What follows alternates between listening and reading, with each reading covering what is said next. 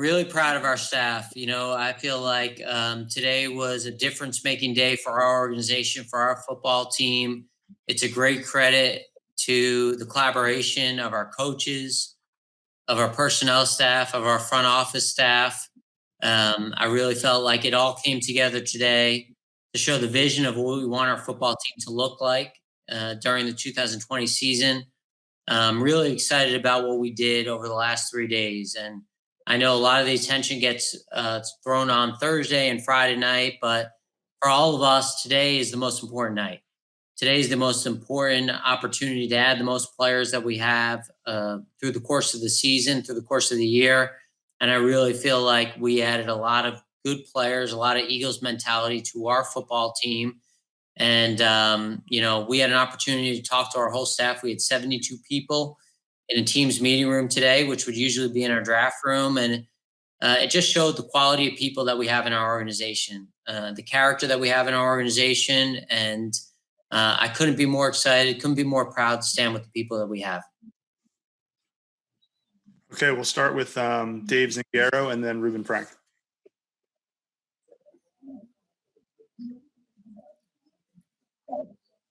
There, Dave? Yeah, it seems pretty clear that speed was a priority today and during this draft.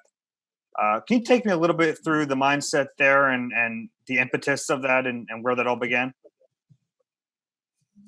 Yeah, it began the day after we lost to the Seahawks, which was really disappointing to us. And I have this list that I shared with Coach Pederson. I walked into his office day after the season end, and there are three things there. Can he run? Is he healthy? Does he love to play? And I said that was going to be our offseason motto. And Coach Pederson turned to me and he said, I'm thinking the exact same way. Then I walked down the hall and I walked to Andy and I said, I just gave this to Coach Pederson. And he said, that's exactly the way I'm thinking.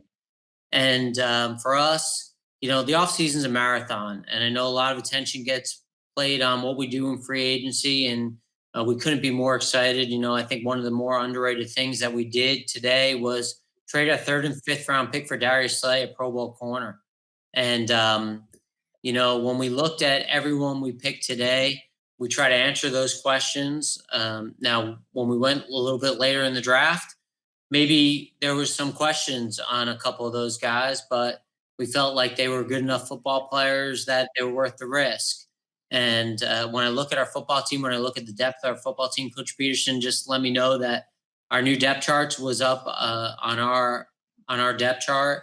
And to look at it and to see where we are right now, it's exciting. We have a good football team. And we can't wait to get started. Okay, Ruben, and then Nick Fierro. I guess this is for Howie and Doug, whoever wants to answer. How can you tell if a guy loves to play the game in this sort of off season when everything's so limited? Well, I think I started and I handed off to Coach Pederson.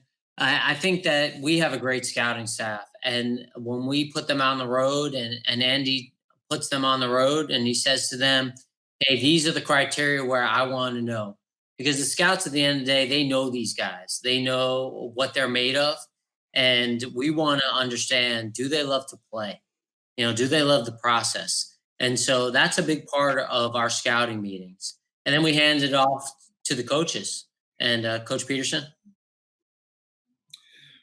Yeah, Ruben, this is the side of I think of football that the public doesn't see, our fans don't see, obviously the media doesn't see.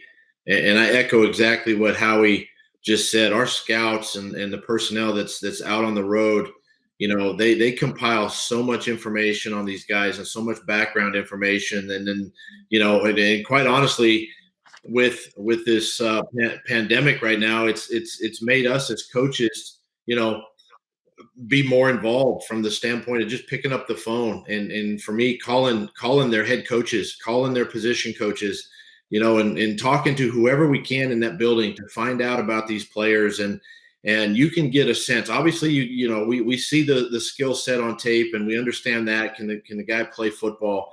But talking to these people really gives us a better insight to the character of the person. Does he love football? Is he passionate about his sport? Does he want to get better? And that's how we do it. Nick and then Paul Domowitch. Andy, you want to talk about your guys for a Hold, let Andy. well, jump in. 1 second. I just want to give Andy an opportunity. Yeah, I'd just like to say, just to piggyback on what Coach and Howie said is, we talk about it, and it's having a aligned vision, and it comes from Coach to Howie to myself to our scouts, and it flows, and it's about Eagles. You know what they are. We're looking for people that are fundamentally different. Their love and passion for football, it's non-negotiable. They're caring, their character, they do the right thing persistently, and they have a relentless playing style that you can see on tape. The motor, it burns hot. You see them finishing plays. And they have a team first mentality. They're selfless individuals. So I think those baseline traits are what we try to focus on in our players. And, and it just mirrors what they do on the field, on the tape, and how they handle themselves off the field, and in their training, and their preparation, and everything that we touched upon that we talked about. Go ahead, Nick, and then Domowitch. Yeah, hi, Howie. I know in the offseason you talked a little bit about the positionless player. It seems like you got a few of them in this draft, even on offense. I mean, you talked about the back seven of defense, but even on offense, guys like Rieger and Jalen Hurts. Was that kind of an emphasis for you in this draft too? Yeah, we wanted to make sure we have an unbelievable coaching staff, and it's led by Coach Pederson, and we're very lucky for us as front office guys to have coaches like this. And so, when we give these guys these kind of athletes and give them the opportunity to design schemes to put them in the best possible position, we know they're going to be utilized. And we look for guys that are incredible athletes. And, there's no doubt about it. When we went back and looked at our team over last year, we wanted to get more explosive. We wanted to get faster. And I told that to you guys after the season. And, it was important we stuck to that. And I know a bunch of our scouts over the last couple of days, and certainly today when we talked about it, they kind of threw that back in our face. They said, hey, if we're looking to get faster, this guy's still on the board. And, we kind of went over the top to make sure that we had explosive athletes for our quarterback, for our play caller.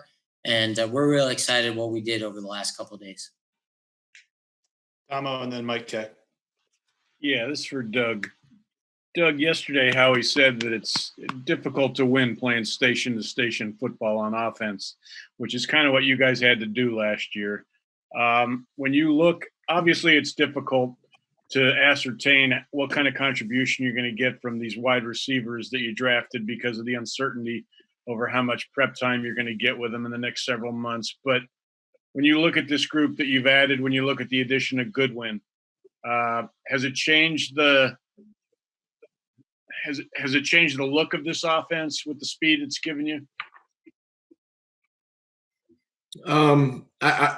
Yeah, it has changed the look of the offense. Number one, but I do think, and you bring up a good point. With the limited offseason that we're going to have, and if it's all virtual and no on the grass time, and we only get the training camp time. I mean, this is going to be. I feel personally, this is going to be. We're going to have to lean on our veteran players. We're going to have to lean on Deshaun Jackson and Greg Ward, who we know has come into his own and has been playing well, been on our team for a couple of years, guys like that. And now Marquise Goodwin, a veteran player who understands the game. I mean, until we can get these young guys caught up. But I think the dynamic of the offense, I think, what we've done as a staff in the off season with our scheme evaluation, making things better, the staff hires that I've done this spring, to bring in new thoughts and new ideas and ways to enhance our offense, I think it's going to look a little bit different. And then, of course, adding the speed element to that obviously factors in. And look, I mean, we play a ton of teams that this past couple of seasons where it just, it was hard to push the ball down the field, and whether it was injury or whatever it was, this just allows us to, I think, open some things up. We have to do a great job as coaches, however, to coach our players and to have them detailed and ready to go. But, in a veteran league, I think moving forward, it does buy time for our young players to catch up. Okay, go ahead, Mike, and then Zach Berman. Hey, Andy, I wanted to ask you, what did you like about Kavon Wallace outside of the numbers and his testing? How, the thing about Kevon Wallace is his tape, and what stuck out was his physicality, his tackling, his ability to play around the line of scrimmage, the mentality he played with, the motor he played with. He's a guy that likes contact. He gets to the ball, he passes people to the ball, and when he gets there, he strikes. And we saw that it was consistent with the motor that he played with, the mentality he played with, and we really enjoyed it and thought he fit what we're doing and what we're putting together here. Zach, and then Les Bowen. Yes, this one's for Howie. I know you always talk about how the roster building doesn't end now, but you've really passed the two big inflection points now. How do you think you are on offense relative to what you wanted to achieve going into the offseason, and in particular at wide receiver? Yeah, I think we're different, Zach. I really do. I think that when we ended the season, a loss to the Seahawks at home, disappointing for all of us. And we had really a priority to get past that. And last year we lost in the first round. The year before that, we lost in the second round. And, our goal is to win another championship for the city of Philadelphia. And we knew we need to get better at that position. And, I know I've talked about it in the off season, but we already feel like we've added. We've added Deshaun back. We've added Alshon back. We need to get him healthy, and we need to get him right. And then when you look at this draft and this draft weekend and adding Marquise, Marquise is one of the fastest men in the world.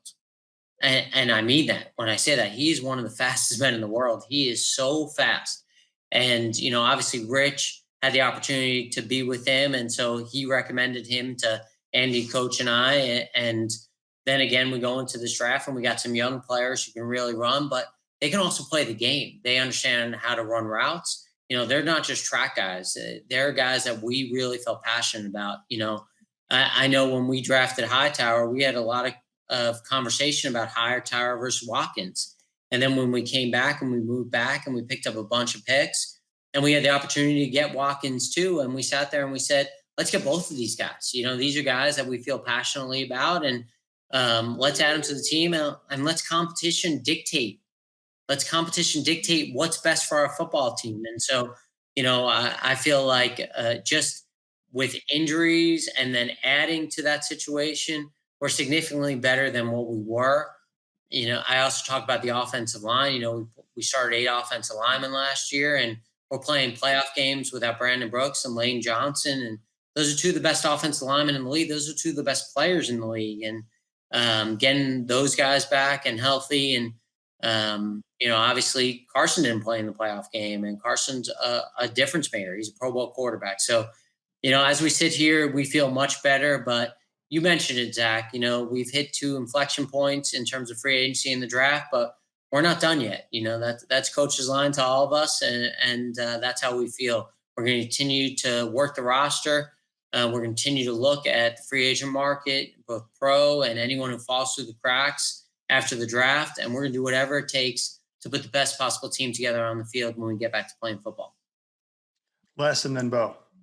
Hey, Howie, your 3 things that were on your sheet of paper the day after the Seahawks loss, you mentioned the speed and health. Obviously, those were huge problems last season, but you also mentioned, does he love to play? Did you feel like that was an area where you were lacking last year, or something that needed to be addressed? No, I think that's a core value that we have, Les. When we talk about guys we want to bring on our football team, that can't go without anything else we're talking about with the traits that they have. And Andy talks about an Eagles mentality. And so for me, that's what describes an Eagles mentality. And I didn't want to get guys who could just run or were healthy, but didn't have the right mentality. We have an unbelievable fan base. We have the best fans in the world. And so for us, they understand when guys love to play, when guys care about football. And we didn't want to leave that out. So for me, I didn't want to just get guys who can run and were healthy, but didn't love to play.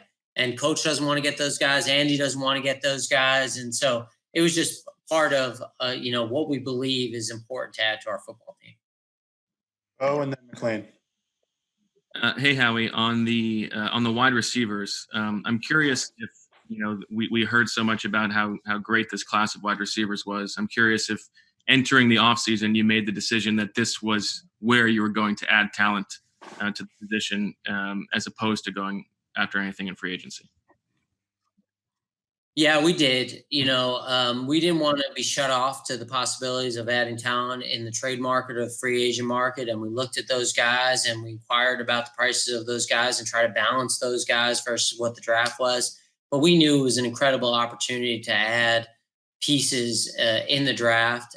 And we knew that our quarterback was young and that he could grow with these guys and also grow with the veterans that we had here. And so when we looked at the opportunities and we looked at some of the positions that we added in free agency and increasing the depth at the corner position, the safety position in particular, bringing back Nate Selfeld. We felt that those were the best opportunities that maybe weren't as equal in the draft because we always try to balance free agency in the draft. And, I think one of the things that we look at this draft is we had a Darius Slay. That's part of this draft.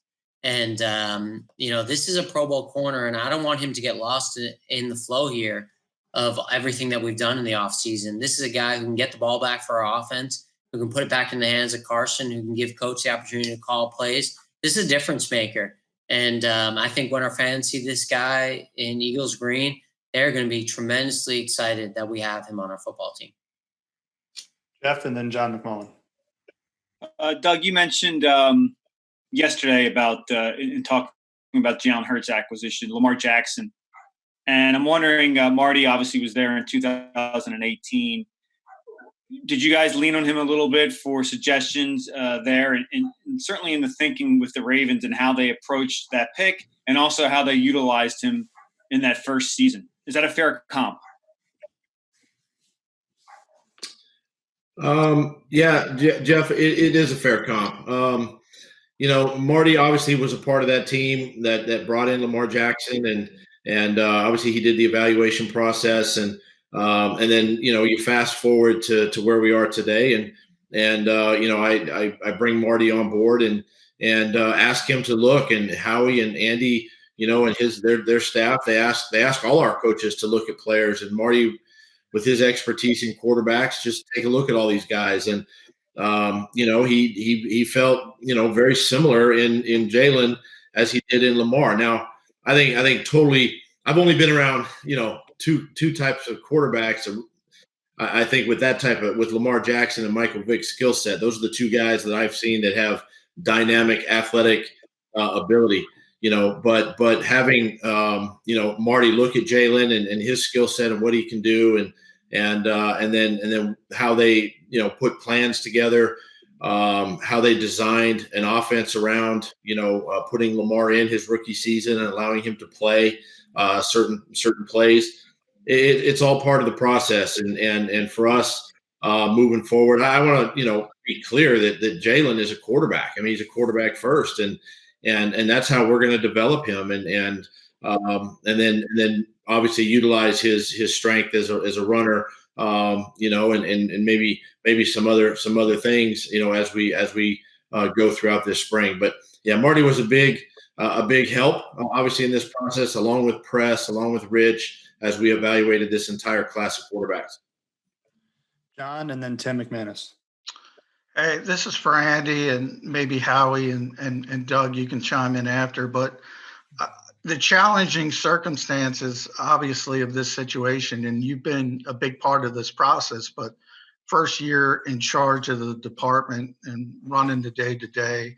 Now that you look back on the draft and how everything went, how do you think it worked for you?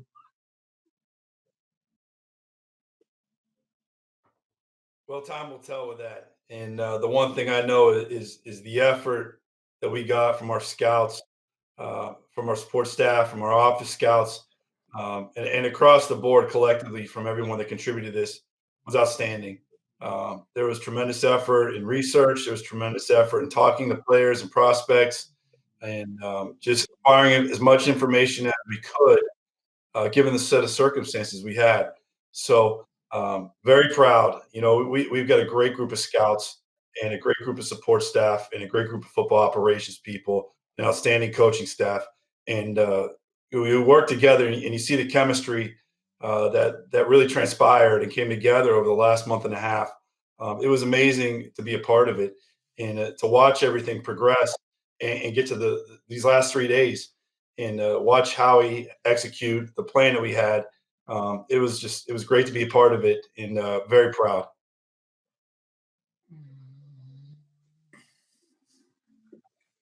Okay, we'll go Tim and then Martin Frank. This is for anybody that has a good story.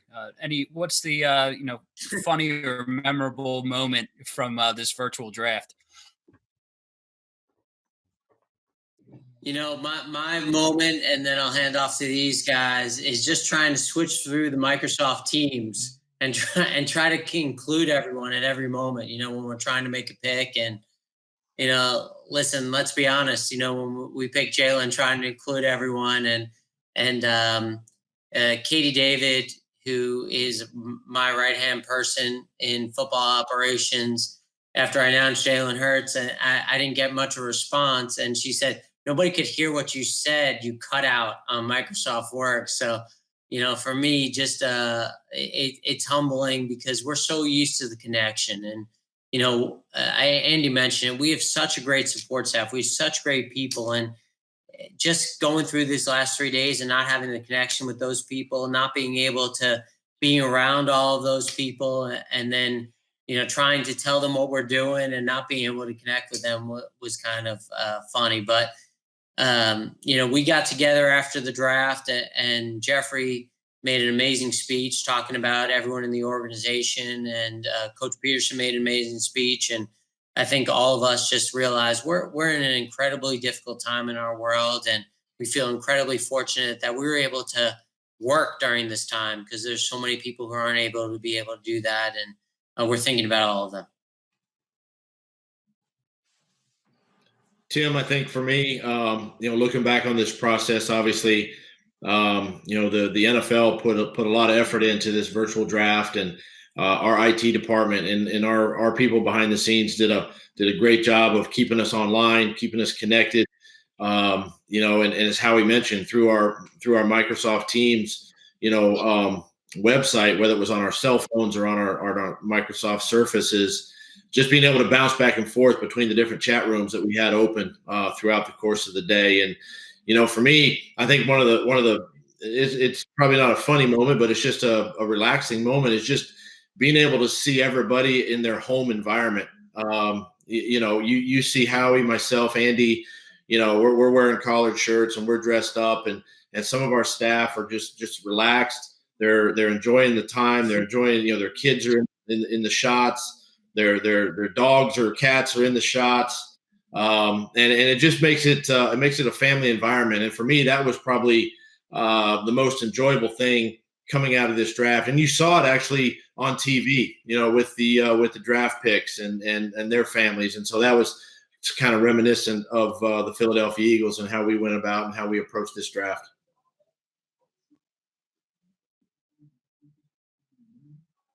Yeah, I would say that what Coach said too is just this is probably the draft we'll always remember. We were able to do it with our two families. We did it with our Eagles families, connected virtually, and we did it here at our house. With our wives and our children, and they got to share in it too. With the setups we have right now, with what we're doing with the media conference call, it's something that I think we'll always look back on and remember. Hey, we did this in a different set of circumstances that were challenged, but we were able to do it with both of our families, our Eagles family and our families here in our homes. Sorry, I can't get to many more, but we got time for two more. So Martin and then Ed Kratz. This question's for Howie and Doug. When you guys talked about, your vision of kind of like adding the speed receivers, adding Jalen Hurts, I mean, you guys obviously took a lot of flack from fans about the Hurts pick and everything, but do you see him as part of that vision of just, the speed, the throwing, the running, when he's on the field, being able to kind of like take the offense to a different place. I mean, along with obviously the other guys as well as Carson and everything.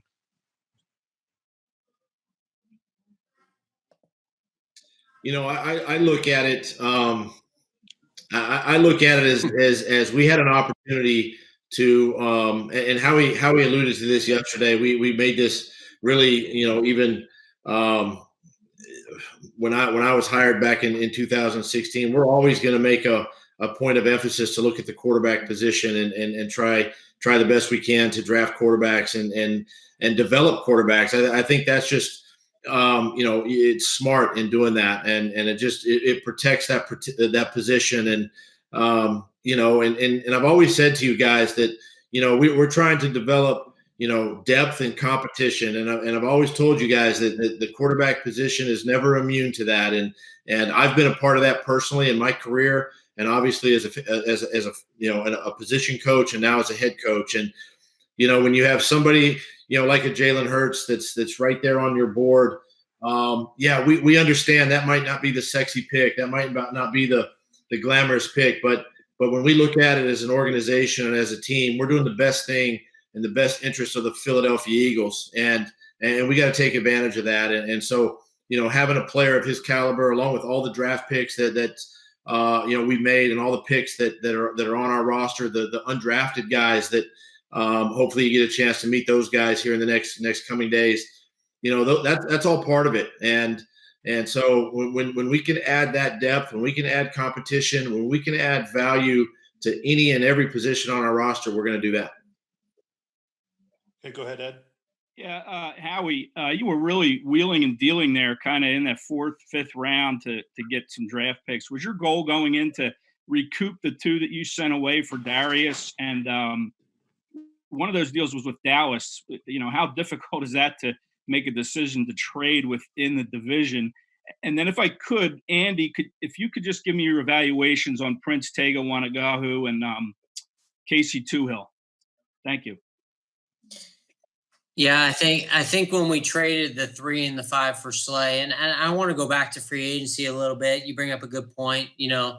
I think there's been a lot of conversation. Brett's been talking to me about maybe the opportunity to add a free agent versus Darius, and we try to balance what that free agent would get, and that assumes the free agent doesn't want to leave the NFC East versus this Pro Bowl corner that we got, and the money that we save, and also the picks. And so we really wanted to have double-digit picks in this draft. It was important to us. We had picked 10 picks in the last 2 years, and I know we didn't come out of yesterday with that. And so we felt like there would be an opportunity to move back and get a bunch of picks. And, when the Cowboys call and they offer a trade, I'm going to be honest, that's hard for me. That's hard for me. It's hard for me in the NFC East to make a trade with our competitors. And so it had to be something that we felt was really good for our football team. And the reality of it is that who we would have picked at that pick, and I think it was 146 maybe, was the same guy that we were looking at when we were picking in the 5th round. So we picked up an additional pick and we kept moving. And we had an opportunity to add a lot of good players to our team. And I started this by talking about how proud I am of this whole process, and really how proud of I was of today. And that was part of it. We had a lot of good players to our team, a lot of players that we wanted to add, and we needed to have an opportunity to get some volume.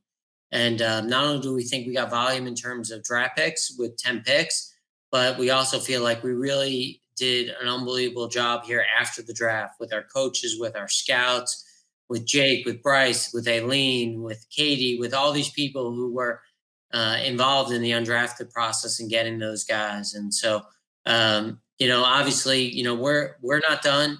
We have other opportunities to look at. But as we sit here today at the end of the weekend, just proud of the people that we're with. Andy? Yeah, I think about the two players you asked about with Prince. He was a left tackle that we really liked, his feet, his quickness, and his ability to run off the ball and anchor in the pass game. And we liked the competitiveness he played with. And he's a guy who didn't let up one sack this year. Really efficient pass protection. And we think he fits our profile of offensive linemen that can run, get out in space, and pass protect and anchor when called upon to protect the quarterback. So we saw an opportunity with him, and credit to Howie for jumping on it. And everybody went in there, pretty consistent grades across the board on him. So it was a great job by the scouts identifying him, and then by Howie executing the pick. With with Tuhill, he's a guy. He is a high motor defensive end, and the thing that jumps off is his effort on tape, his ability in the pass rush to win, to get home, and in the run game, his pursuit of the ball and his effort. Just a high motor guy. He played with Eagle wiring and Eagle mentality, and he's a great kid too. And he's someone that we're proud of. We're excited to bring in here and for everybody to get to know and watch him perform.